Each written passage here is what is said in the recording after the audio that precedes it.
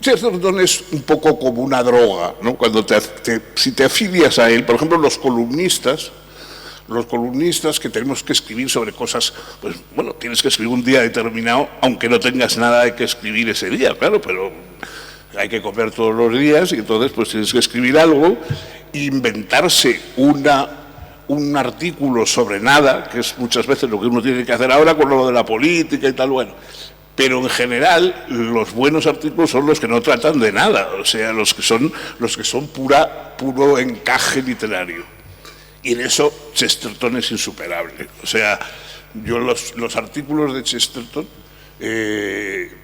por ejemplo, Enormes Minucias o alguno de esas antologías que tiene él de artículos, son la perfección de nada. O sea, quiero decir, uno un día cuenta el tiempo que hace en Inglaterra. Y entonces dice, yo me acuerdo que el artículo sobre el tiempo de Inglaterra, que era muy divertido, no sé, tenía cosas muy graciosas, pero empezaba diciendo, yo hasta mi muerte defenderé el clima de Inglaterra, que probablemente será la causa de mi muerte.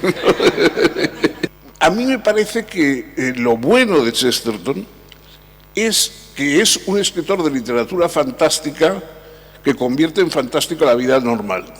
O sea, André Maurois, por ejemplo, que era un crítico que a mí siempre me ha gustado mucho, un comentarista literario, decía, comparándolo con Herbert George Wells, estricto contemporáneo de Chesterton y con el cual mantuvo una eterna polémica religiosa, política, etc.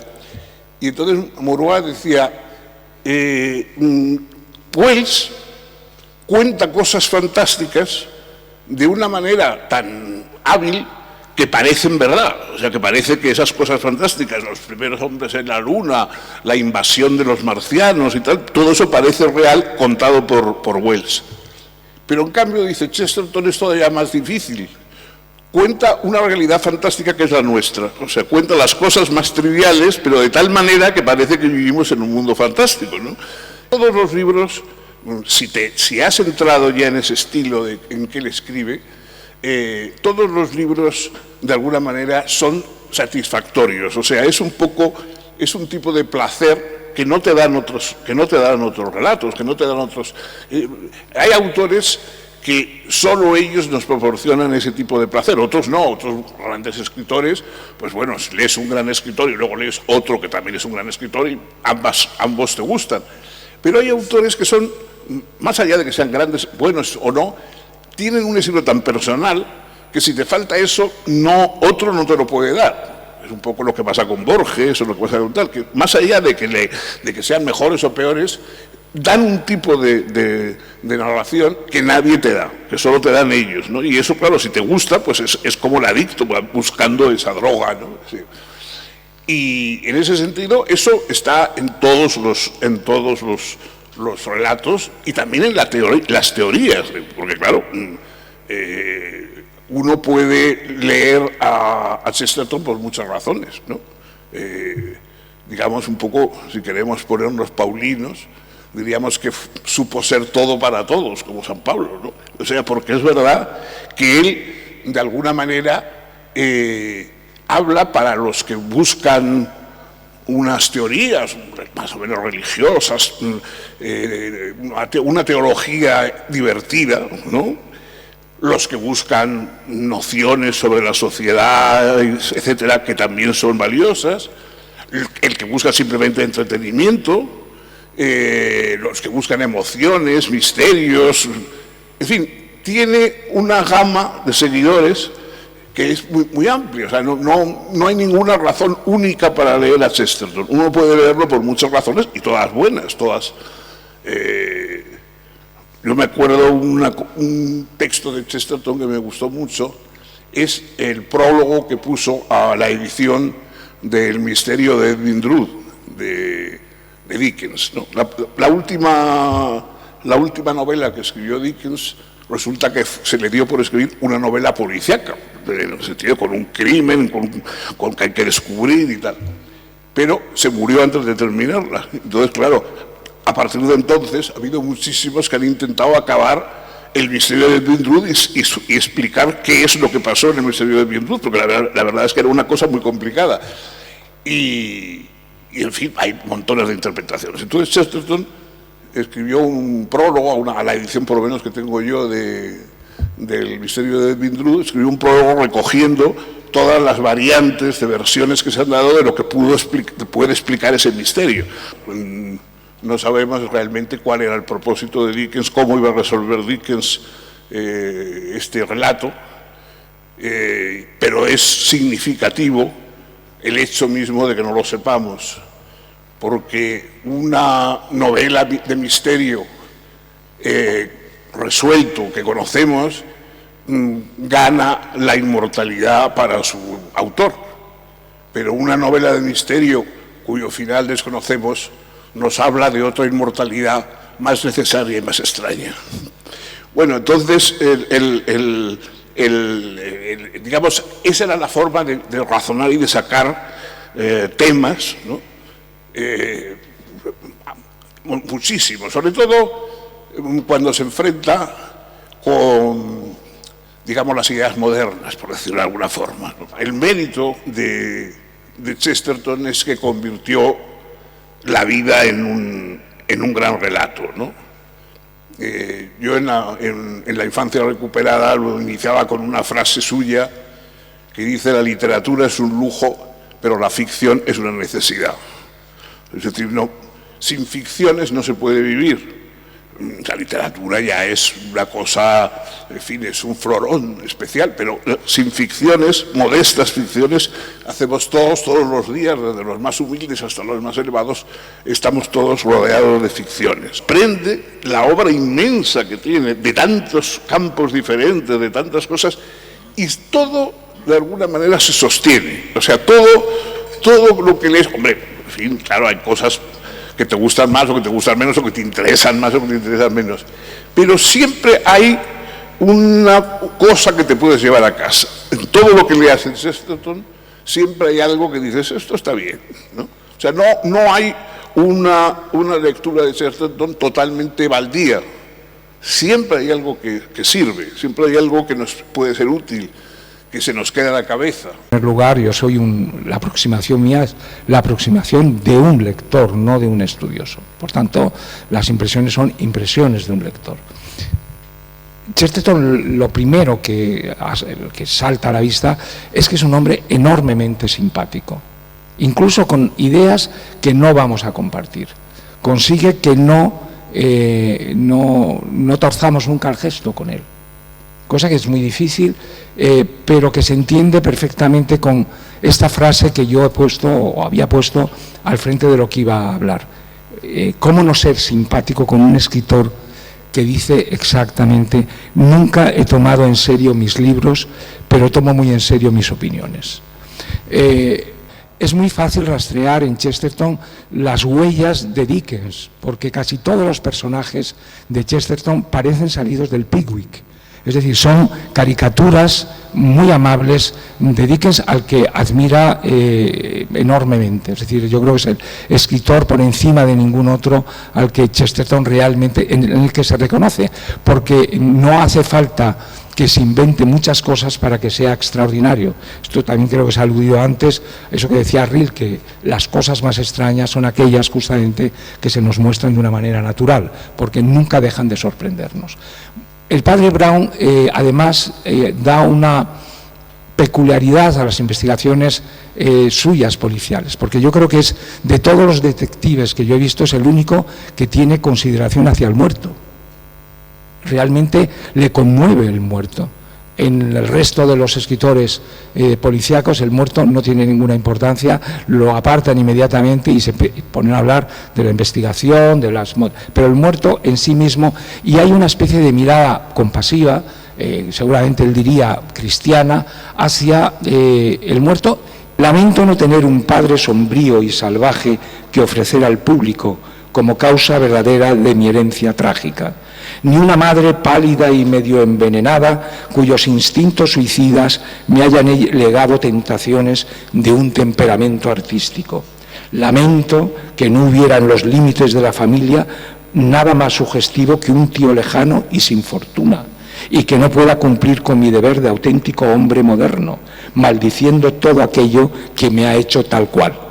Es decir, es exactamente todo lo que el hombre moderno era. Es decir, que lo primero que hace el hombre moderno es echarle la culpa a todo el mundo, es decir, al neoliberalismo, al capitalismo, en fin, lo estamos viendo todos los días, ¿no? Como lo primero que hace alguien para justificar sus fechorías es echarle la culpa, pues en este caso, a Chesterton, que dice, no, si yo he tenido un padre maravilloso, cierto, su padre era un ser excepcional, pero entendiendo un poco la religión, como la entiende Chesterton, dice que es lo único que yo no estoy de acuerdo, en la manera en que él la define, ¿no?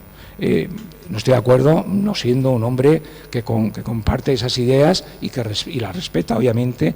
Dice, cuando la gente me pregunta ¿por qué ha ingresado usted en la Iglesia Católica?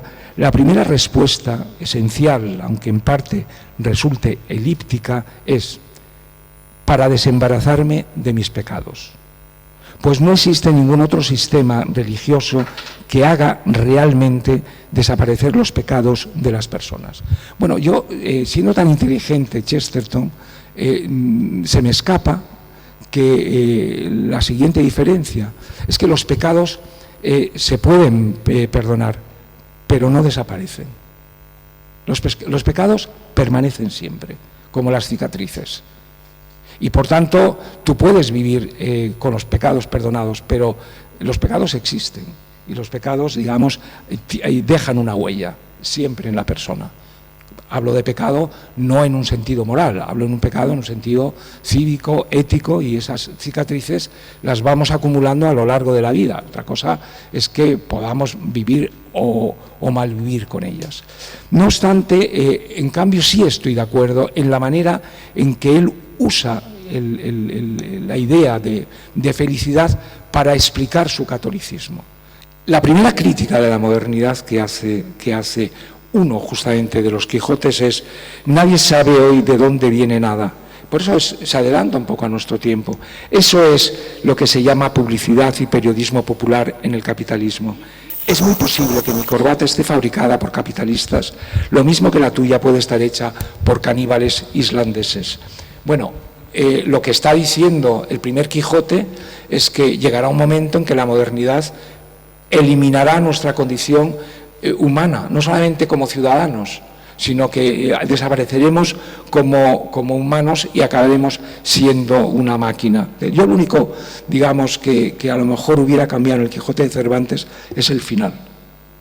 Yo le hubiera casado con Dulcinea, francamente, porque... Y es lo que hace Chesterton aquí, y es que casa a todo el mundo.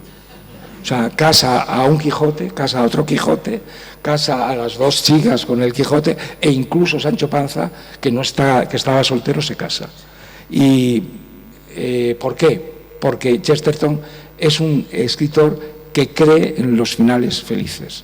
Las paradojas de Mr. Pond, Chesterton creo que muere en el 36, ¿no es así? Pues Borges ya lo está reseñando en el año 37. A lo largo de toda su vida lo va a seguir reivindicando, lo va a citar en multitud de ocasiones, le va a dedicar diversos trabajos, va a prologar antologías de Chesterton, es decir, que su devoción es invariable y numerosa. Ya estoy utilizando epítetos borgianos, ¿os dais cuenta? Su devoción invariable y numerosa. Y abarca toda su vida e incluso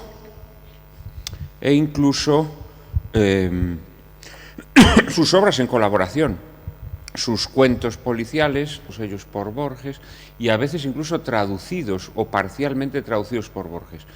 Borges tradujo dos cuentos incluidos en esta antología. Y aquí nos vamos a dar cuenta cómo su visión de Chesterton está un poco marcada por las limitaciones del propio Borges, ¿no? Es decir, nos dice que las creencias de Chesterton, el interés que promueven es limitado. El problema es que Borges consideraba que la teología católica era una variante del género fantástico, ¿no? Él, que tenía una gran formación diletante teológica, pero, como saben ustedes, con frecuencia incluso elaboró relatos fantásticos a partir de cuestiones teológicas, ¿no? Por ejemplo, pues tiene un cuento que se titula Tres versiones de Judas, ¿no? En donde hace una serie de lucubraciones teológicas, heréticas, en torno a la figura de Judas Iscariote.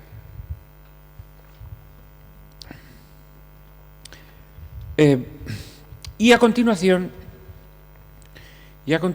pues él sigue reflexionando, ¿no? Poe y Baudelaire se propusieron la creación de un mundo de espanto. Es natural que su obra sea pródiga de formas del horror. Chesterton no hubiese tolerado la imputación de ser un tejedor de pesadillas, un monstrorum artifex, pero invenciblemente suele incurrir en atisbos atroces. Indudablemente Borges se está refiriendo a novelas como La esfera y la cruz, o muy notoriamente El hombre que fue jueves. El hombre que fue jueves, él incluso la subtitula Una pesadilla. Pero la realidad es que las pesadillas de Poe nada tienen que ver con las pesadillas de Chesterton. De hecho, el término pesadilla referida a estas visiones de Chesterton o a estos componentes visionarios que tiene la literatura de Chesterton es dudosamente atinada, porque ciertamente Poe nos muestra el horror, nos muestra esas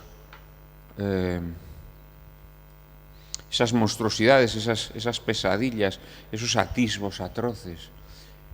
En Chesterton esto no es así. Chesterton utiliza ese lenguaje visionario o esas visiones para presentarnos cuestiones teológicas. De alguna manera son alegorías teológicas. Pues esto Borges no lo capta o no quiere captarlo, y por lo tanto, pues su lectura de Chesterton resulta completamente coja. No entendió verdaderamente a Chesterton, no lo entendió. Su fe le parecía, no diré un aspecto marginal en su obra, pero bueno, una circunstancia concreta de la que se podía prescindir para disfrutar de él. Ciertamente podemos disfrutar de la sonoridad de su estilo, de sus paradojas, de sus epítetos, de su sintaxis prodigiosa, tan alambicada a veces, pero sería un disfrute en el vacío, sería un disfrute puramente esteticista. Creo que si no consideramos que este elemento no es como el Imperio Británico en Kipling, sino que es algo constitutivo que está en el meollo de la creación chestertoniana, pues Chesterton se nos convierte en un escritor virtuoso, nada más. Que el legado de esa reivindicación borgiana pues es un legado un tanto hemipléjico a la hora de comprender al autor, ¿no? La otra visión reduccionista o insidiosa o incompleta de Chesterton, en cambio, procede del ámbito católico.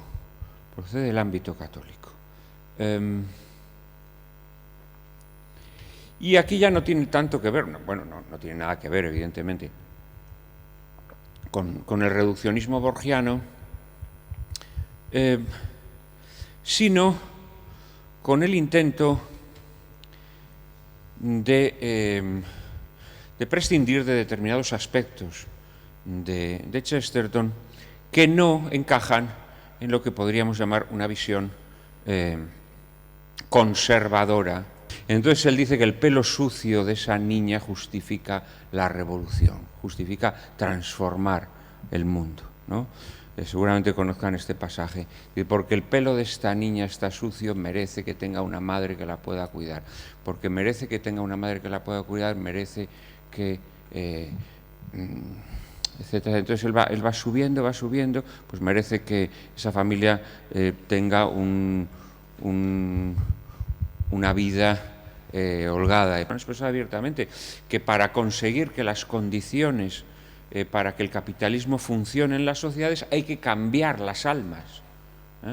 Hay que cambiar las almas. Esto yo creo que es evidente. Y Chesterton se da cuenta hace más de un siglo. Esto es bastante impresionante. Entonces sí, Chesterton naturalmente se opone al capitalismo, al comunismo, igual que se opone al capitalismo, pero su combate es contra el capitalismo. Decir que combate el capitalismo y el comunismo sería tan absurdo como decir que la Contrarreforma combate a Lutero y a Mahoma. Hombre, pues claro, sí, seguramente la Reforma pues nos recuerda que Mahoma es muy malo, ¿no? Pero no, Trento se hizo para combatir a Lutero, dejémonos de gilipolleces, ¿no? Y Chesterton está combatiendo el capitalismo, fundamentalmente está combatiendo el capitalismo.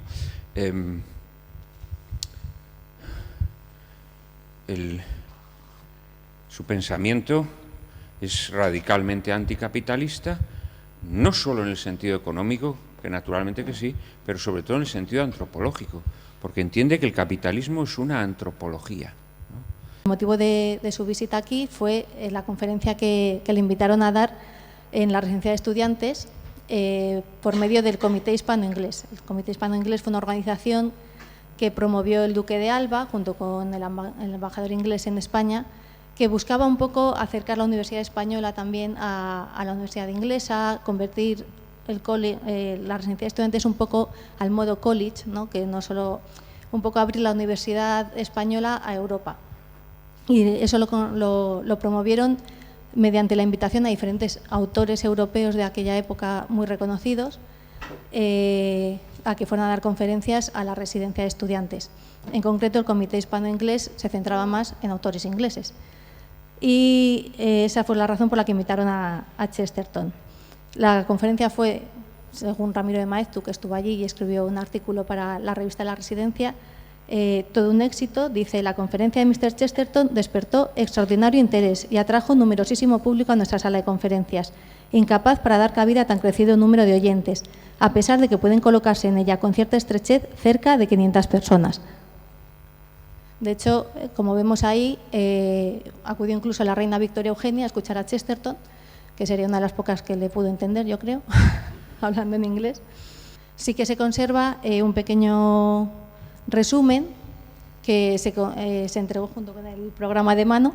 Esa es la imagen que ilustraba el programa de mano, que se repartió entre todos los asistentes. Entonces, en él aparecía una semblanza de Chesterton, un artículo de Ramiro de Maeztu sobre Chesterton y un pequeño resumen de lo que iba a ser la conferencia. Entonces, la conferencia, así a grandes rasgos, es una crítica de Chesterton a la novela moderna. Una novela moderna que, como buena hija de la modernidad, sus héroes no hacen nada, no tienen ni unos principios, no tienen unos propósitos y es una novela que es totalmente estéril, ¿no? Lo compara mucho con Cervantes y el Quijote, que él tanto admiraba, ¿no? Y de hecho considera que, comparado con la irracionalidad en la que ha caído, ¿no?, la novela moderna, la locura del Quijote es realmente una cordura en los tiempos que corrían en ese momento, y ahora ya no quiero ni pensar, sería, vamos, el epítome de la lógica aristotélica. La importancia que tenía, ¿no?, cuando se empieza a meter el mundo de Chesterton es: y yo este señor, ¿por qué no le conocía? Porque de repente nadie me había hablado de él, ¿no? Y te das cuenta de que en aquella época realmente era una figura espectacular, o sea, todo el mundo le conocía. En España no deja de ser un escritor inglés que sí, bueno, siempre hemos tenido cierto complejo con Europa y hemos creído que los de fuera siempre es mejor, pero realmente la manera en la que le retratan nos habla de que es un personaje muy conocido por el gran público al que se dirigen los periódicos. Es decir, todos caen en los mismos tópicos: el gigante infantil que ríe, que es muy jovial, que es muy simpático, que es pues el desaliño. Entonces, como si ya fuera el mismo un personaje del folclore europeo. Los periodistas repiten y repiten las mismas imágenes porque sabe que la gente lo va a reconocer, es decir, le da al público lo que el público quiere oír, realmente. Solo vemos Ramiro de Maeztu en ese artículo que fue para la revista de la Residencia, o sea, que no era para el gran público, incide en otras cosas, pero casi todos los periódicos inciden en la imagen de Chesterton que todo el mundo espera ver de Chesterton realmente. El caso es que, bueno, más allá de la impresión que pudo causar en España, como hemos visto a través de los diarios, yo creo que también es importante acercarse a la impresión que le causó España a Chesterton. Chesterton no escribió Lo que vi en España, como se hizo cuando fue a Estados Unidos con Lo que vi en América, pero escribió 4 artículos para The Illustrated London News sobre lo que vio en España. Fueron The Gloom of the Escorial, Looking at Toledo, Spain and the Color Black, Custom of Spain and Mere Fashions. Pues la idea principal de Chesterton con estos artículos es un poco contradecir la idea que sus compatriotas, que sus paisanos tenían en ese momento de España. Había una serie de lugares comunes que todos repetían como cacatúas, venían a España y es como los del sexto sentido, solo veían lo que querían ver. O sea, España es lúgubre, es triste, es antimoderna, es oscurantista y lo que no es oscurantista es morisco. Y eso es lo que voy a ver, me da igual lo que me enseñes. Y eso lo voy a repetir constantemente. Y es un poco la imagen. Y lo que hace Chesterton es acercarse a España intentando descubrir España. Es verdad que él también se acerca un poco con una idea de lo que quiere descubrir en España, pero es diametralmente opuesta de lo que quieren descubrir sus compatriotas. Así, en el artículo Spain and the Color Black, que es el color de España en la edición española, toma el color negro, ¿no?, como ejemplo de esa imagen que tienen los ingleses, ¿no?, sus compatriotas, de una España oscurantista, lúgubre y tal, pero que él, sin negar la existencia de ese color negro en España, le da un sentido totalmente distinto, ¿no? El negro de la ropa, de las mantillas, la oscuridad de los templos en contraste, por ejemplo, con los templos góticos franceses. En realidad es una manera que tenemos los españoles de hacer que contrasten los colores más vivos. El dorado, el carmesí, el naranja contrastan mucho más contra el negro que solos, ¿no? Entonces, él lo que dice es que en lo español se mezcla la solemnidad con la jovialidad, lo lúgubre con lo alegre, y dice: los habitantes de este país meridional han sabido siempre que en sus vestidos y decoraciones una gran mancha negra hace que destaque más el carmesí y el dorado de los mismos. A Chesterton Felipe II no le caía demasiado bien, también hay que decirlo. Vale. Entonces, la visión que Chesterton se lleva de España aparece al final de este artículo y dice: la patria de la novela picaresca, España es la patria de la novela picaresca y la comedia de enredo, y también no es triste como el Escorial, sino alegre como Tom Jones. Esta es una imagen que también se ve en la entrevista que concede a The Observer a la vuelta del viaje, y habla de los españoles como personas alegres y felices, y él ve en España en ese momento una gran vitalidad y plenitud de vida tras lo que él llama una siesta de siglos. Y es una idea que también se repite en la entrevista que dio a La Voz. Él no comparte esa idea de que España esté atrasada porque no hay un montón de automóviles y no está todo lleno de fábricas que ennegrecen el cielo con el humo y demás. Chesterton valora los rasgos de la sociedad española que a él le parece que realmente son progreso, ¿no? Uno de los que destaca en la entrevista es el amor de los padres por los hijos, ¿no? Que le chocó mucho ver cómo un niño corría a los brazos de su padre y el padre además le abrazaba con amor, que claro, los ingleses, que debían ser un poquillo más estirados, no hacían eso. Y le chocó mucho. Veamos la primera impresión que tiene Chesterton de la ciudad condal. La compara, como ha dicho ya Belén, con Belfast, pero much nicer. Barcelona era entonces una ciudad industrial con las fábricas muy cerca del centro de la ciudad, seguramente mucho más contaminada que ahora. Y él llega a finales de mayo, quizás tengo que rectificar la fecha, a principios de mayo, pocos días después de la gran huelga general que paralizó Inglaterra durante más de una semana, la 1 de mayo. Esto es un hecho importante en su visita, porque Chesterton estará pendiente en todo el viaje de los periódicos ingleses que en Barcelona puede adquirir en los kioscos de la Rambla. El paseo que discurre entre la Plaza de Cataluña, centro neurálgico de la ciudad, y el puerto, entonces el centro vital de la vida social y cultural y periodística de la ciudad. Barcelona, como sabéis, tiene un centro relativamente pequeño, se puede abarcar casi perfectamente a pie, y a pie en pocos minutos podemos recorrer los lugares de Chesterton. Se alojó en el Hotel Majestic, en el Paseo de Gracia, dio una conferencia en la Universidad Literaria, que es así como se llamaba la Universidad Central de Barcelona, en la que asistió el cónsul español y el rector de la universidad, y habló de Inglaterra vista desde Europa y aludió a un tema que ha mencionado Belén, a la unidad cristiana de Europa, que es un tema que le interesaba y que también proyectaba en sus conferencias internacionales. Visitó la desaparecida Librería Americana, en el también desaparecido pasaje de la Virreina, donde pudo comprobar que era ya un autor célebre, con un escaparate montado a propósito, con las traducciones, la mayoría naturalmente en francés. Ya ha explicado Belén, pero el francés era la lengua de cultura. Poquísima gente sabía inglés. En Barcelona iba acompañado de un intérprete, William Botfish, y suerte de esto, porque tampoco sabían inglés para hablar con él.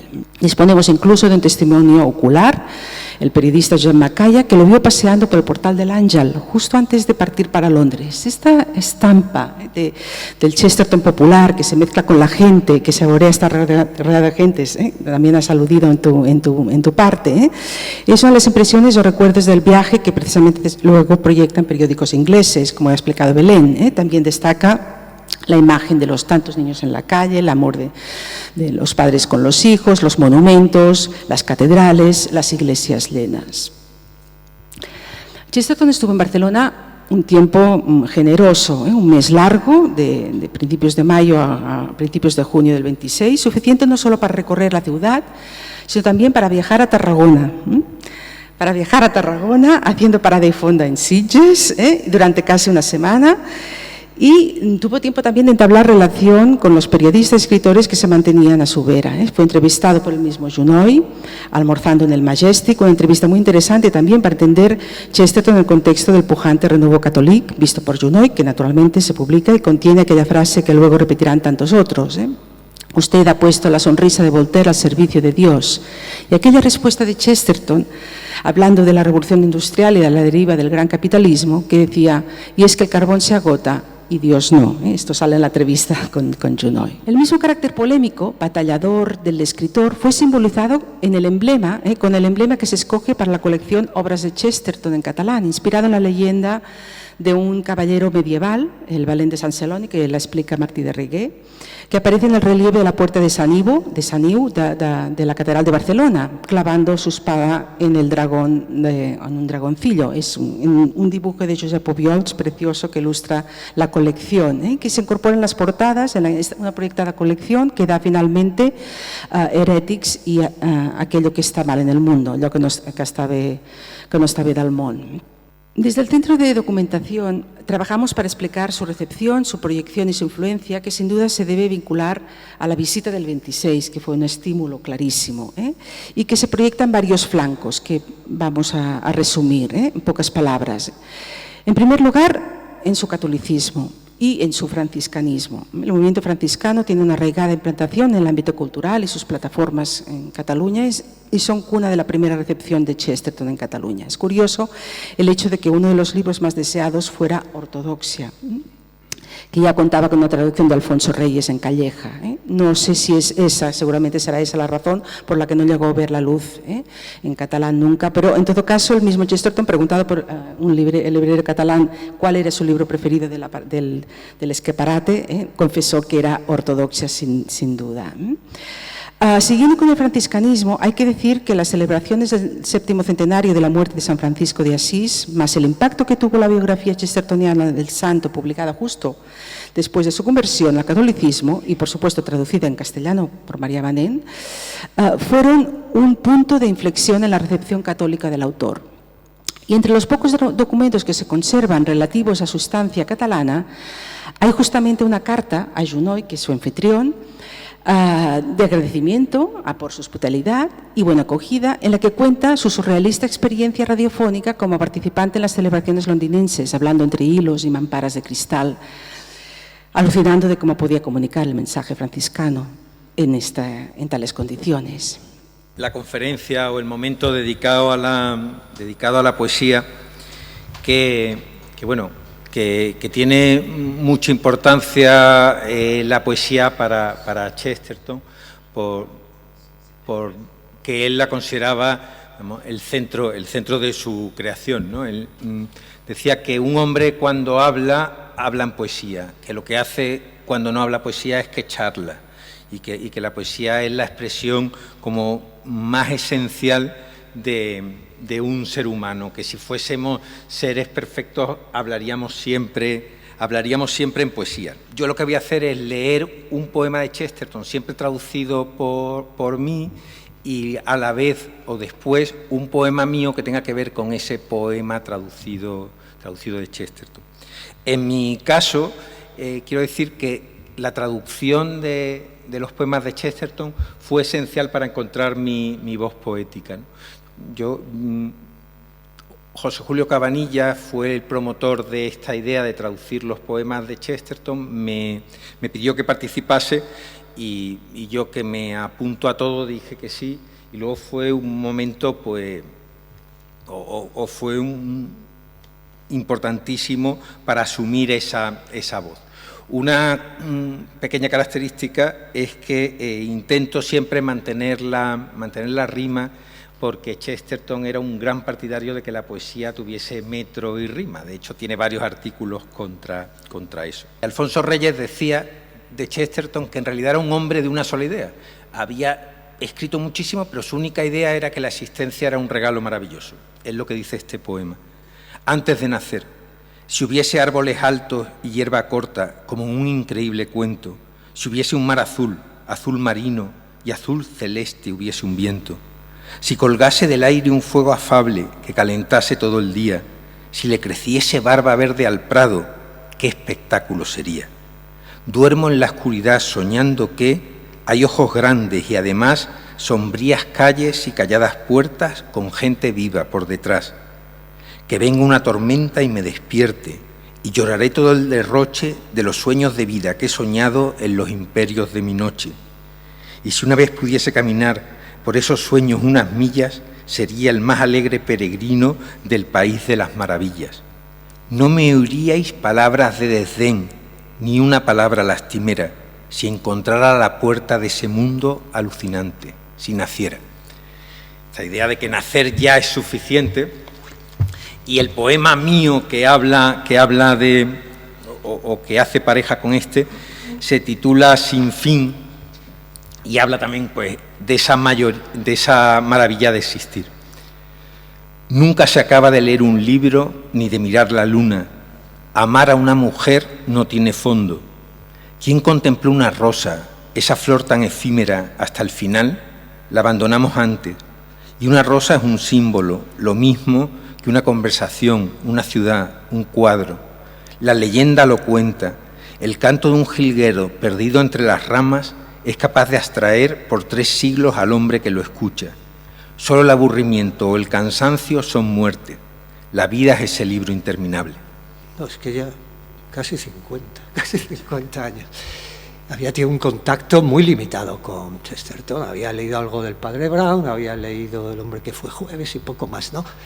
Y mi querido amigo Luis Alberto de Cuenca un día me llama y me dice: oye, he leído un poema estupendo de Chesterton en el que España queda muy bien y tal. Y digo, bueno, pero un inglés hablando bien de España. Y no, o sea, yo hablaba de Chesterton, yo sabía tampoco de él, que no conocía ni esa inclinación, ¿no?, por lo español y por la historia de España que podría tener Chesterton. Sí, Lepanto, ¿no? Nos ponemos a leerlo ahí en inglés, ¿no? Hay que decir que mi inglés de entonces era mucho peor que el de ahora, ¿no? Pero bueno, entre el suyo y el mío nos arriesgamos a traducir Lepanto. ¿Y por qué elijo este momento? Porque es el que más me impresionó y el que luego va a influir en un poema mío junto a un pasaje de Chateaubriand del que luego hablaré. Voy a leeros el final de Lepanto, son un par de páginas. Está hablando cuando ya la batalla se ve favorable al bando cristiano, ¿no?, a Juan de Austria. Habla de los cautivos que están remando en las bodegas, ¿no?, en la flota otomana, ¿no?, y lo llama una estirpe en ciudades subterráneas, como una nación en las minas. Están perdidos como aquellos extenuados esclavos que en el cielo de la mañana colgaron las escalas de los más altos dioses, cuando la tiranía era joven. Son incontables, mudos, desesperados, como los que cayeron, escaparon ante los caballos de los grandes reyes en las canteras de Babilonia. Y más de uno ha enloquecido en su mudo aposento en el infierno, donde le espía un rostro amarillo a través de la reja de su celda. Y ha olvidado a su Dios y ya no espera una señal. Pero don Juan de Austria ha roto la línea de batalla.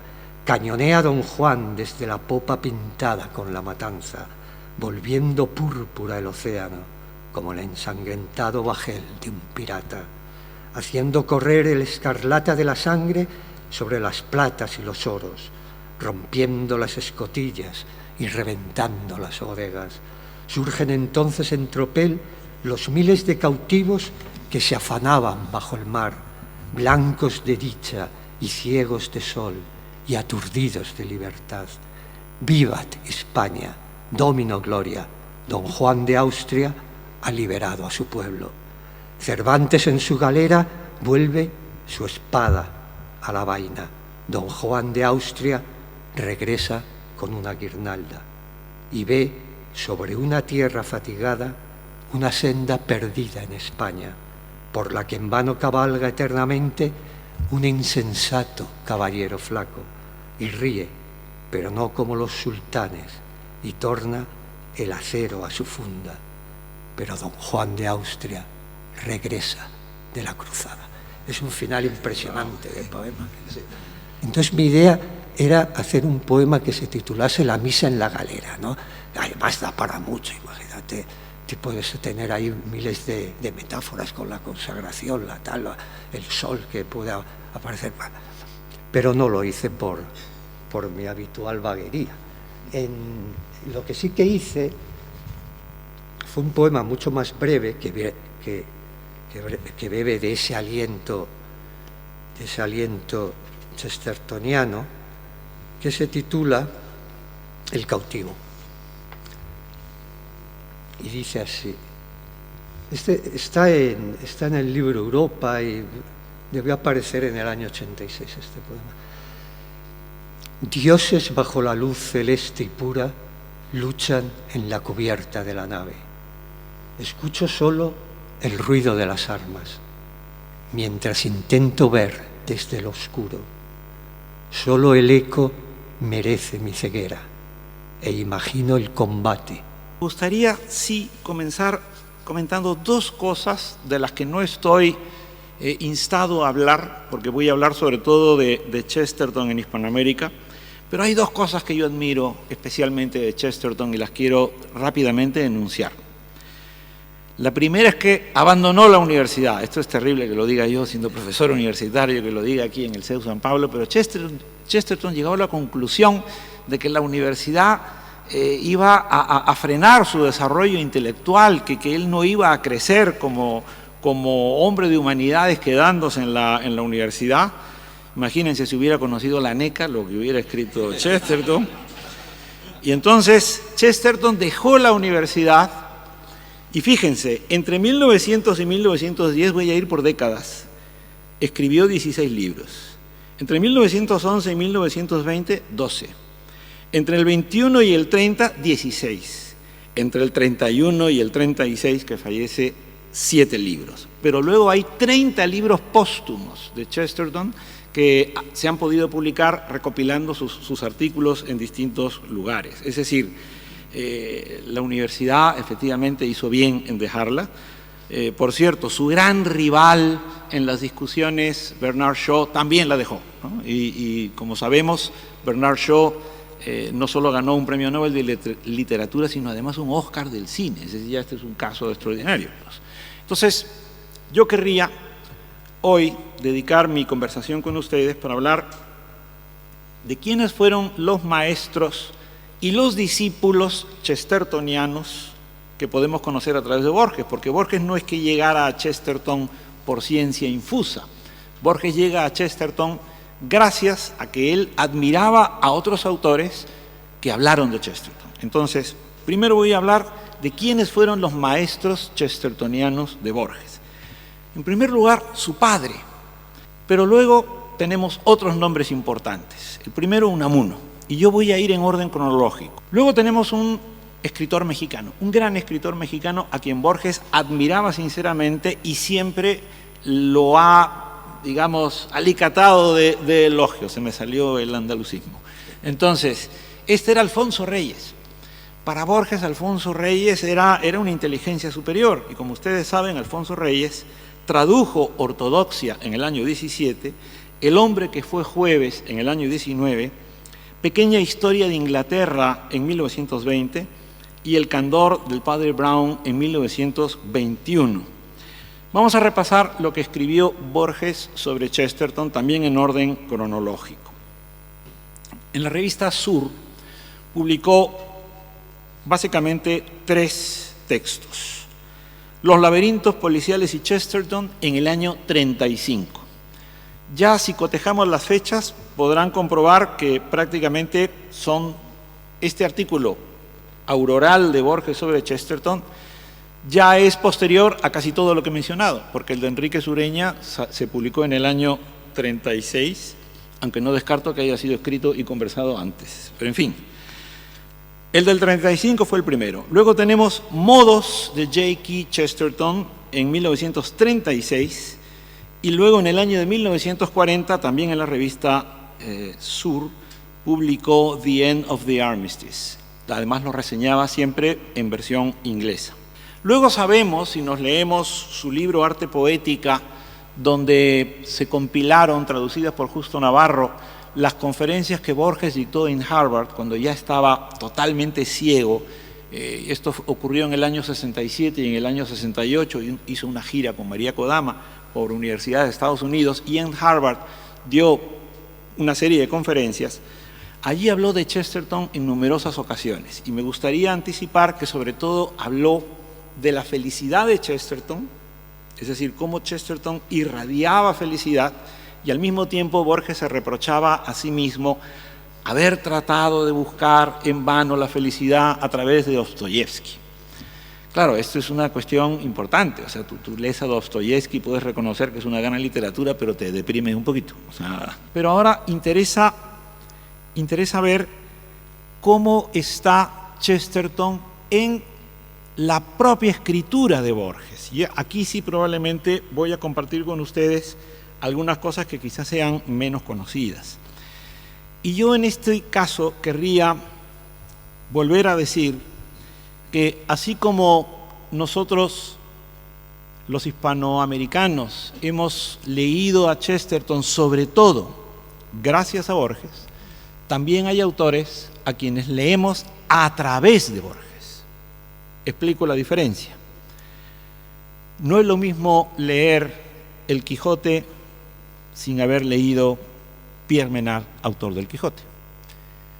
Perdonadme si estoy diciendo algo que sea casi una profanación, pero es que así como Cervantes en la segunda parte del Quijote revolucionó la novela incluyendo a personajes que habían leído la primera parte, que esto es fenomenal, es decir, cómo los mismos labriegos veían a Don Quijote y a Sancho y le decían, hombre, claro, si hemos leído la primera parte de sus aventuras. Esto que es una cosa genial de Cervantes, Borges le da todavía una vuelta más.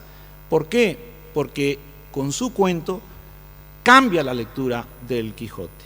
Nosotros podemos leer algunos autores y de pronto comprender otra cosa porque hemos leído otras obras, y por lo tanto Kafka, Stevenson, Kipling, Edgar Allan Poe, si los leemos a través de Borges, ya está condicionando nuestra lectura, ya estamos entendiendo otras cosas, y esto es lo que ocurre con Chesterton, que leemos a Chesterton y lo leemos como si fuera un autor borgiano. Pero Borges en el fondo lo que está asumiendo es una identidad chestertoniana. ¿Quién ha escrito sobre esto? Y me gustaría compartirlo con ustedes para que lo busquen, porque me parece que es un investigador genial. Profesor de la Universidad de Barcelona, Bernat Castan. y Castani, digamos, ¿no? Y digo su nombre porque así en el futuro pueden buscarlo o incluso lo pueden invitar para otra edición de un encuentro como este. ¿Qué es lo que demuestra Bernat Castan en estos textos?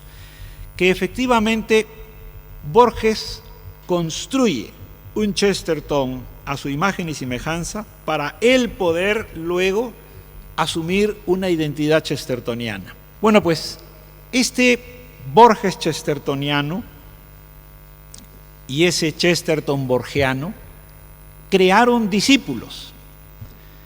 Y a mí me gustaría fundamentalmente detenerme en dos, porque son dos que la política los desunió, pero que para mí fueron indispensables ambos, y a uno de ellos lo conocí en persona y lo quise mucho.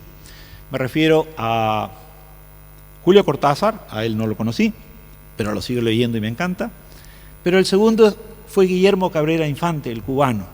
Pero lo que ellos proponen no es tanto una idea original de ellos, sino una reflexión sobre la naturaleza de las cosas en el ámbito político y en el ámbito económico. Y eso es muy interesante, porque eso lo hace, también es una de las notas que nos parece que es muy distinta de las otras dos propuestas en vigor, ¿no? Tanto las posiciones capitalistas como las posiciones socialistas. Estas dos visiones de la política y de la economía, democracia liberal y su traducción económica, el capitalismo, o del totalitarismo soviético, ¿no? Socialista, lo que hacen es tener una idea y luego intentar encajar la realidad de acuerdo con esta idea. Por eso son, en el fondo, ideologías. Hay que justificar el poder de algún modo, nos inventamos una idea y entonces hacemos que la realidad encaje en esta idea. En cambio, Chesterton y Belloc lo que hacen es ver la naturaleza del ser humano, ver cómo es, ver qué necesidades tiene, ver a qué aspira y a partir de allí deducir cómo debería ser la economía, cómo debería ser la política, en torno a unos principios generales, porque luego la configuración particular dependerá, entre otras cosas, de circunstancias, de tiempos, lugares, de situaciones, etc. Y Chesterton y Belloc están en otro planteamiento, un planteamiento profundamente cristiano. El hombre tiene un origen divino y una vocación divina, pero, mientras tanto, tiene que ser redimido del pecado en el que está. Y eso implica lo dirá después muchas veces, una vigilancia constante, una vigilancia continua sobre mis propias acciones, mis propias decisiones. ¿Qué es y qué no es el distributismo? Bueno, el distributismo podemos pensar, y a veces tendemos a pensar que es como es una propuesta alternativa a socialismo y a capitalismo, tendemos a pensar que es algo parecido a ellos, que se mueve en el mismo plano.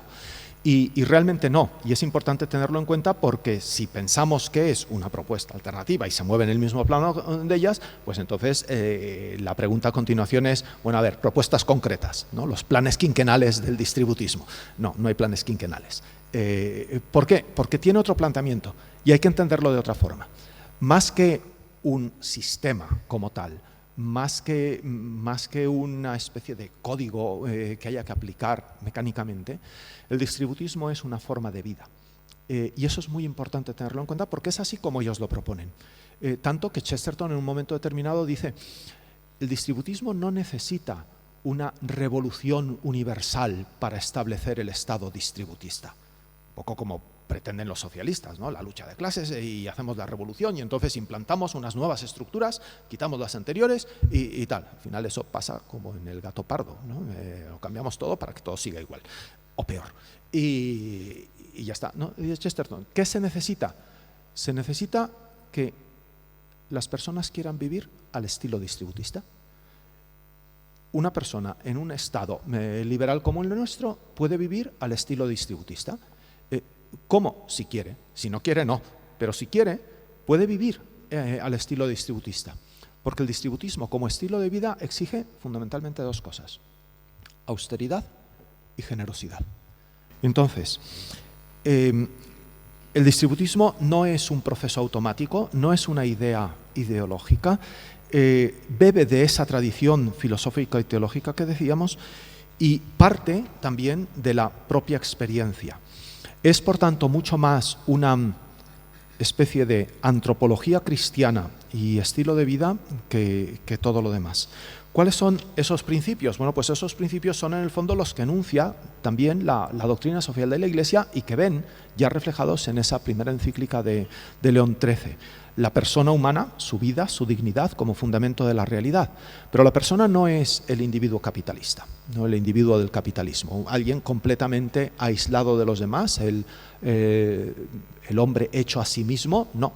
La persona es alguien que nace en una familia, que necesita de unos padres, que necesita de una comunidad, que está proyectado sobre esa comunidad.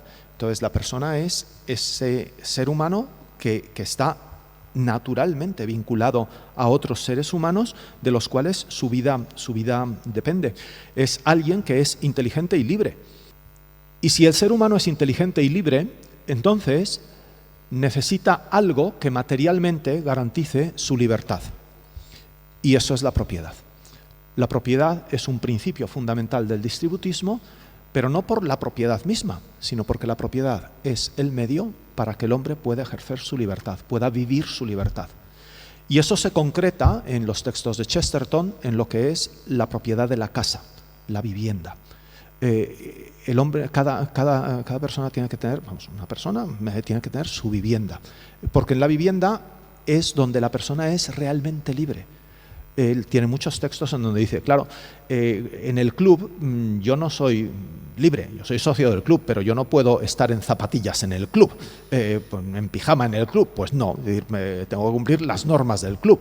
En la calle, en el autobús, tengo que cumplir las normas de convivencia común.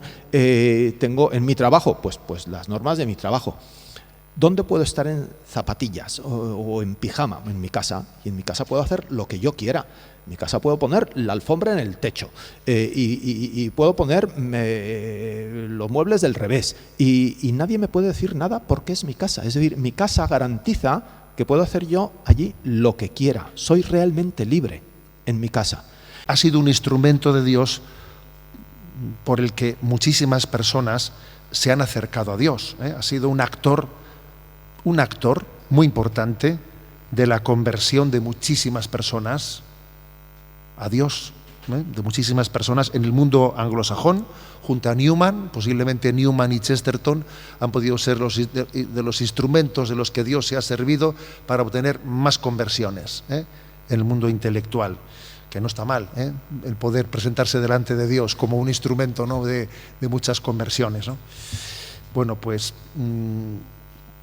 su modelo de vida, obviamente, pues no es el propio de un monje, no es el propio de un monje, sino más bien de un laico que vive inmerso en medio del mundo.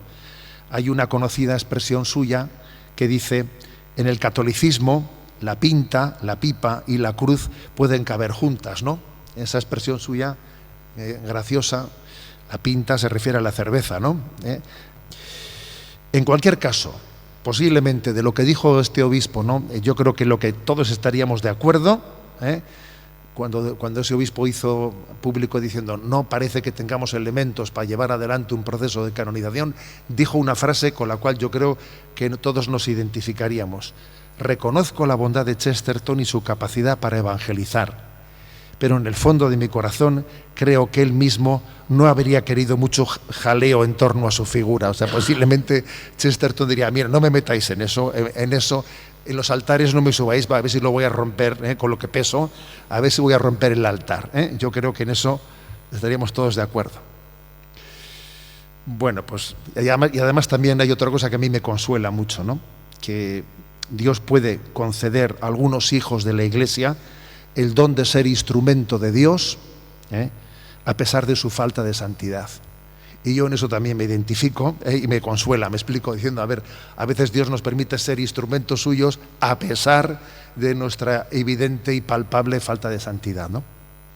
Obviamente, Chesterton y los católicos hoy puede ser abordado de diversos ángulos, pero me centro en el ángulo que me parece que es para mí el tema estrella, el que para mí me parece que es el tema estrella, ¿no?, de Chesterton y su relación con los católicos, que es el tema de la batalla cultural. El tema de la batalla cultural. Porque hoy en día este tema todavía tiene pues mucha actualidad, ¿eh? Y en la última plenaria de la Conferencia Episcopal, el presidente don Luis Argüello, en su discurso inaugural, mentó la batalla cultural en la que los católicos estamos, ¿no?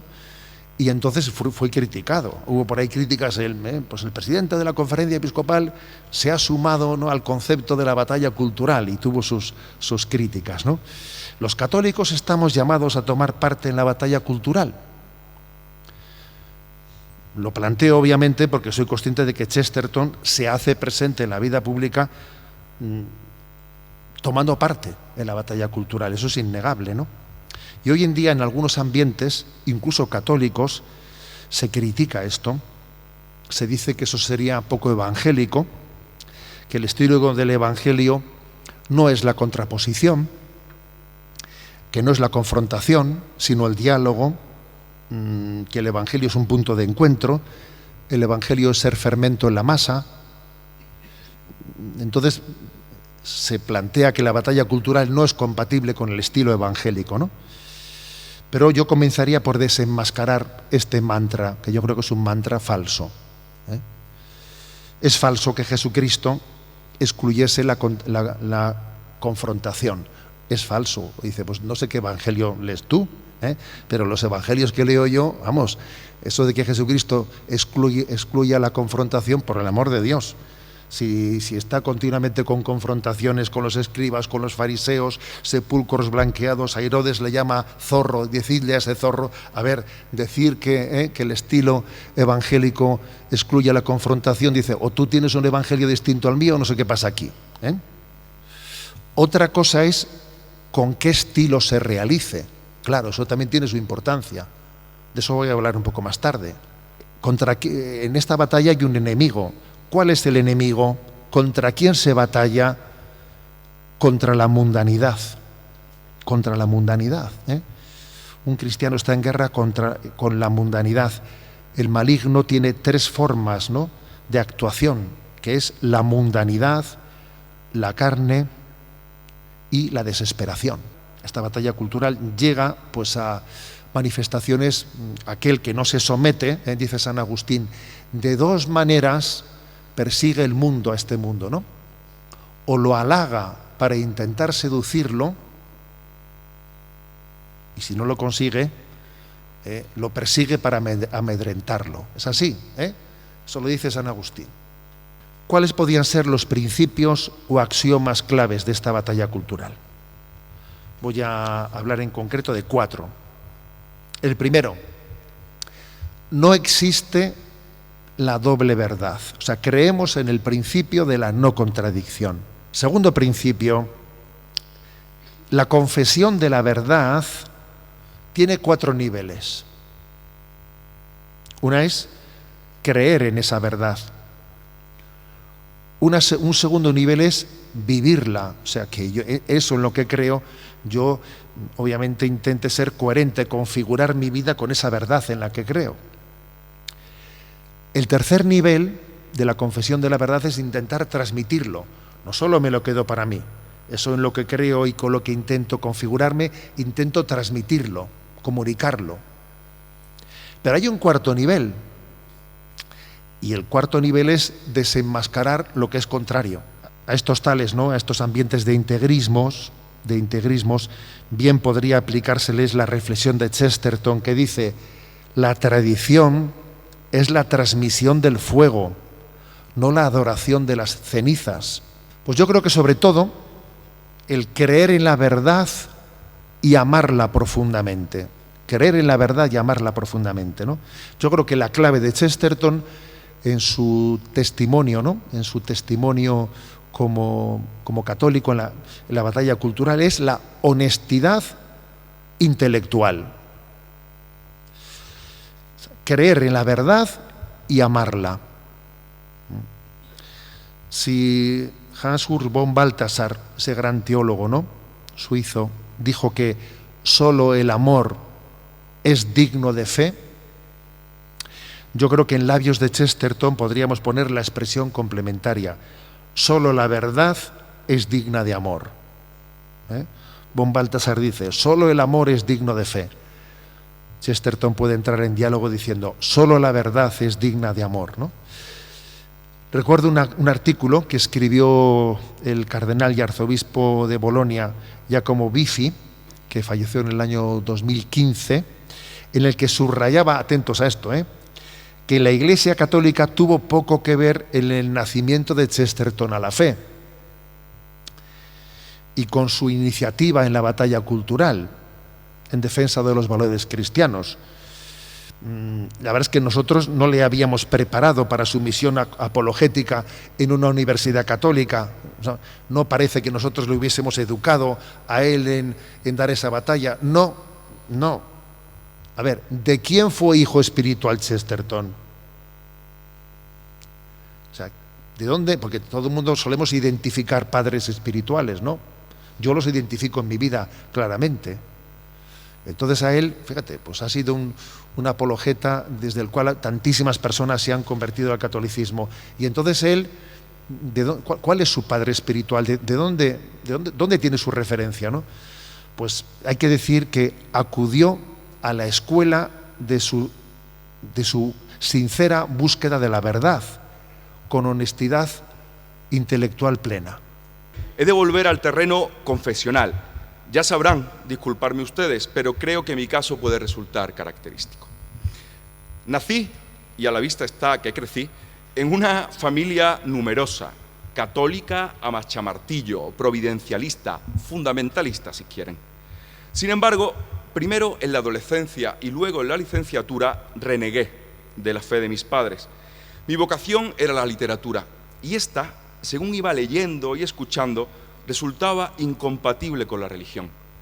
Entendí en la universidad que la excelencia estética, esa que tan profundamente me emocionaba y a la que yo aspiraba con toda la vehemencia de mi juventud, estaba sujeta a evolución y que a partir de cierto punto, un punto ya lejano, los autores se habían separado de la Iglesia y que esa separación era conveniente a nivel artístico.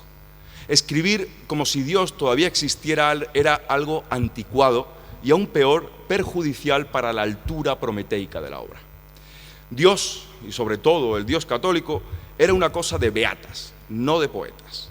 La fe o la literatura. Era así como pensaba entonces. Ya ven, nada nuevo, como tampoco es nuevo lo que viene a continuación. Por un cúmulo de casualidades, me llega un libro fotocopiado de cuyo autor no había oído hablar. En la mitad izquierda del primer folio, impreso de forma paisada, se leía ortodoxia. La caída del caballo fue tal que aún me resiento cuando se avecina tormenta. Ahí estaba la prosa de Chesterton, frente a la cual muchas de mis admiraciones previas parecían balbuceos. Ahí estaban sus ideas, más contundentes, profundas y luminosas que toda la enfermiza cacharrería de vanguardia. Desperté, regresé, y bajo esa luz, consabida y nueva al mismo tiempo, descubrí el valor de todo aquello que había despreciado por culpa de mi soberbia. Gracias a él, tan inglés, me reencontré con el catolicismo, tan nuestro.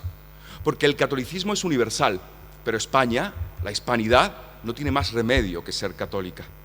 Chesterton me abrió los ojos a mi familia, que no fue la suya, a mi tierra y a mi cultura, que no fueron las suyas, a mi fe, que ojalá llegue a ser tan robusta y fértil como la suya. Mi tesis, sin embargo, es que la filosofía chestertoniana, como todas las filosofías verdaderas, sigue vigente hoy y seguirá vigente mañana.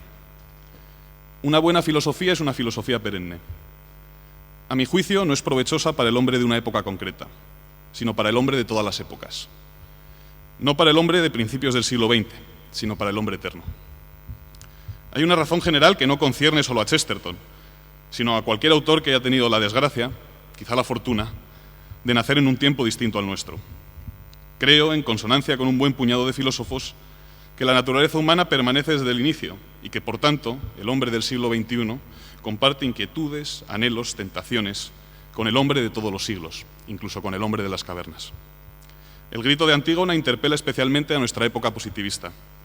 El canto de San Francisco conmueve también al hombre ultratecnológico. Es preciso que Aristóteles completa a Heráclito. El cambio convive con la permanencia, y de hecho, doblando la apuesta, la permanencia es la condición necesaria del cambio. Pero he de superar la divagación, interrumpir el circunloquio. Corro el riesgo de disertar prolijamente sobre la naturaleza humana y de soslayar, ebrio de metafísica, al maestro que nos ha congregado aquí. Durante los próximos minutos expondré, probablemente sin éxito, se lo advierto, 3 razones por las que la palabra de Chesterton permanece significativa. La primera tiene que ver con un talante, con una predisposición. Se ha repetido hasta la saciedad, casi hasta la extenuación, que la polarización prolifera en nuestras sociedades.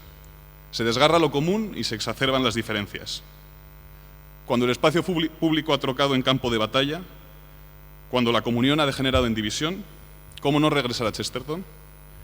Él, que consagró su vida a la polémica, que de algún modo erigió la polémica en género literario, nos descubre la posibilidad de una discrepancia fecunda y respetuosa.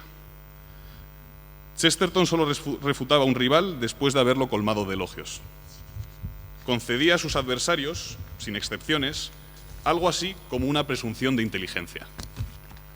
Bernard Shaw no era tonto, a pesar de que en ocasiones dijese tonterías. Wells no era absurdo, aunque a veces publicase absurdidades. Chesterton se tomaba muy en serio a sus adversarios y tenía además una razón para hacerlo: su singularísima concepción del error. Creía en una suerte de pecado original a la inversa.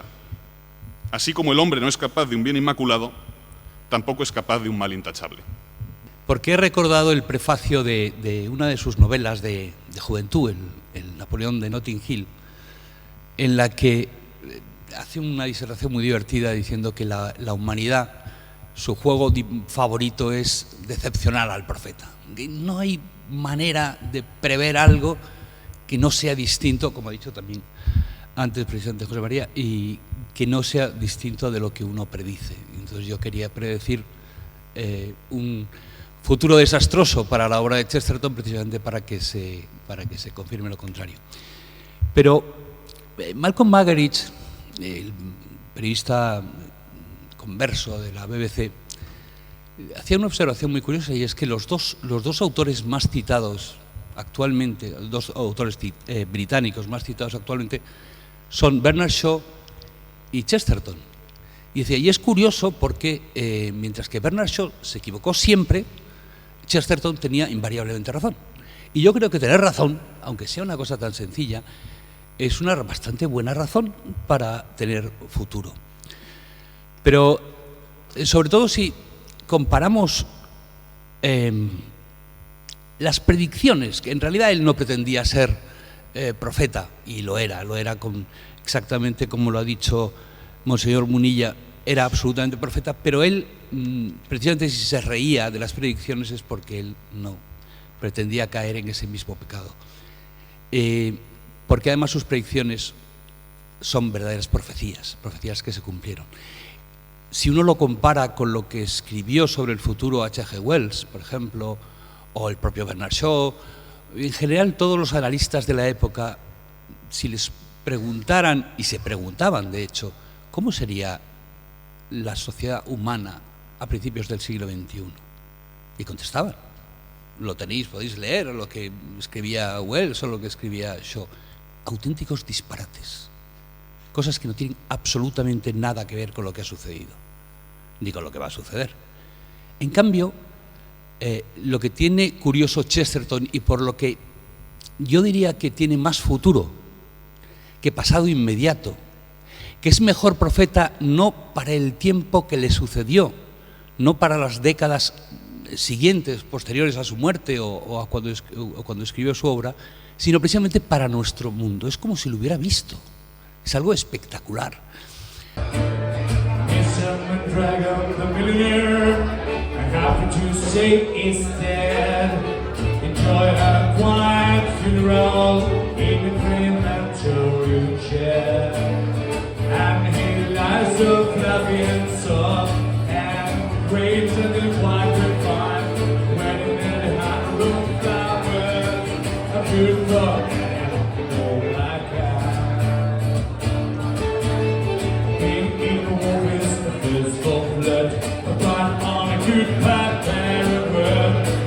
Time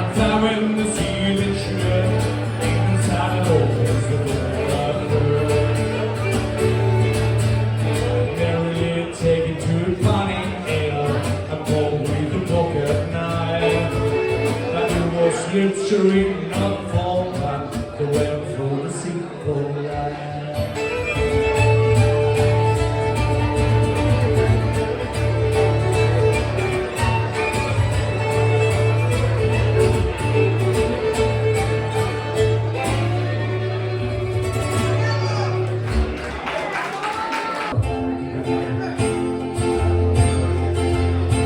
I've been a wild rover for many a year. I spent all the money on whiskey and beer.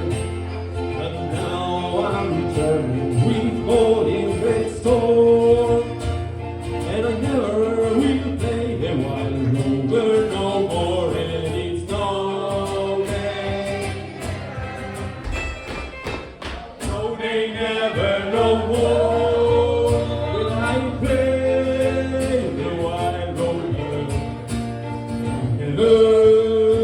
No more.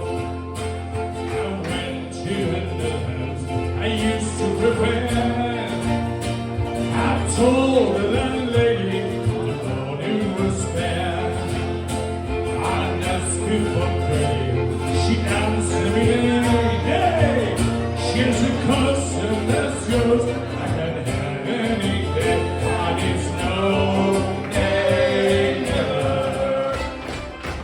No day, never, no more. I play the wild rover, no more. I took from the pocket a 10 sovereigns bright, and the landlady's eyes opened wide with the night. She said, I have whiskies and the wines, all the